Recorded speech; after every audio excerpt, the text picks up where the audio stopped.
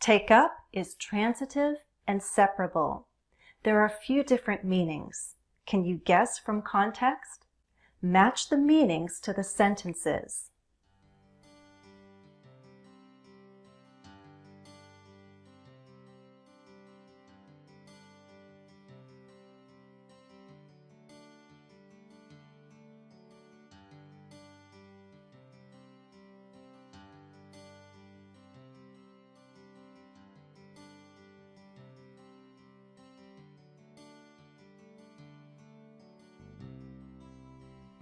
Here are the answers.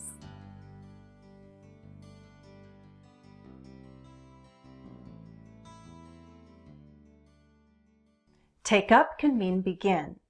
When I took up folk dancing, I began to do it as a hobby. So you can take up a new hobby. But you could also take up a new position, though I think that's a little less common. Personally, I talk about taking on a new position or taking on new duties, but some people use take up in this context. When take up means use, we're referring to space or time. Take up space. Take up time. For example, if cleaning your home takes up too much of your weekend, maybe you should try doing a little bit throughout the week instead of waiting until Saturday and Sunday. Take up can also mean discuss or handle. When there's a problem, you can take it up with someone. Note how we take something up with someone.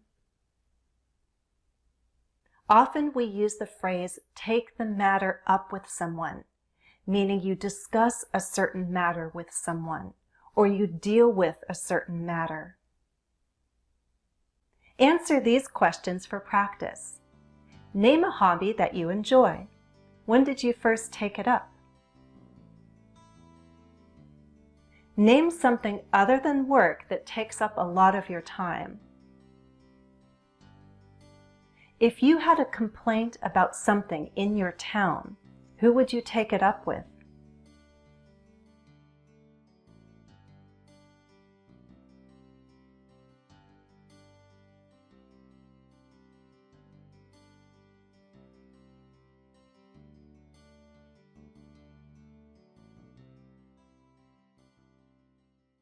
We learned the expression take the matter up with someone.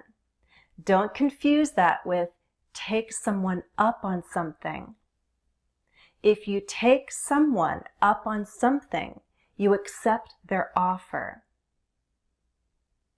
For example, if your friend jokingly offers to help you clean your house, you may say, "Hey, I just may take you up on that." Hey, I might take you up on that. Thanks. I might take you up on that. I might take you up on that one day. Look down all by itself doesn't need an object. Literally, to look down means to lower your eyes. You can look down at the floor. You can look down at your feet. Look down on needs an object. It's transitive. You can look down on something. You can look down on someone. Do you remember why I didn't learn to cook for a long time? I just felt there were more important things to learn first. I also had other people to cook for me, and they were really good at it. Now, of course, I understand it's wrong to look down on cooking. Cooking is a skill, and a very good one. I've really grown to appreciate people who cook well. Some have built careers on their cooking skills, and they don't just work in restaurants. There are those people who love to teach others to cook, and they're amazing at it.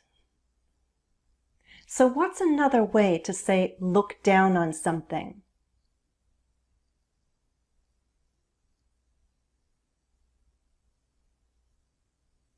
Consider unimportant. If you look down on something, you don't value it. If you look down on someone, you see them as inferior. You don't respect them. So I think at this point you can understand the expression to look down your nose at something or someone. It's the same as simply looking down on someone or something. I'm sick of you looking down your nose at us. Do you look down on me? Here are a couple of questions for you to think about. Why do some people look down on others? Are there groups of people that others tend to look down on? Feel free to share your thoughts on these questions or any of my earlier questions in the comments.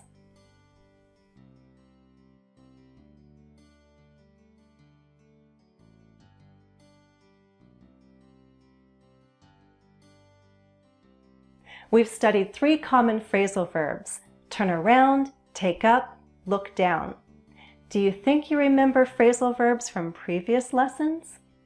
Let's review a little. I promise it won't take up too much time.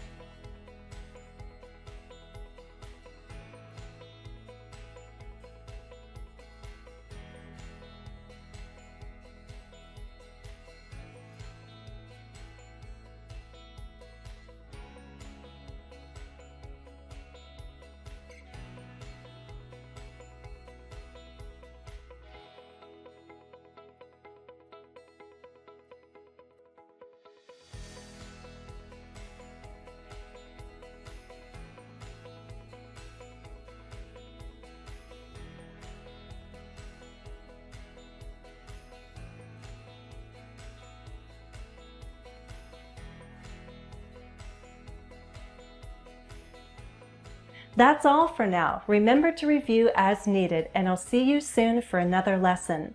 Please like and share the video if you found the lesson useful. As always, thanks for watching and happy studies.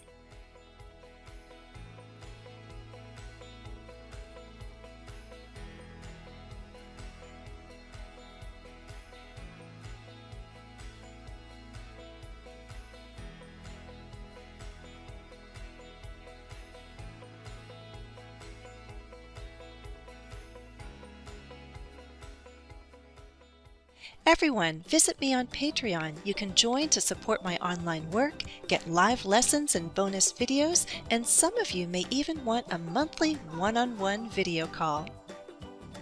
Follow me on Facebook, Twitter, and Instagram. Why not join me on Patreon? And don't forget to subscribe on YouTube.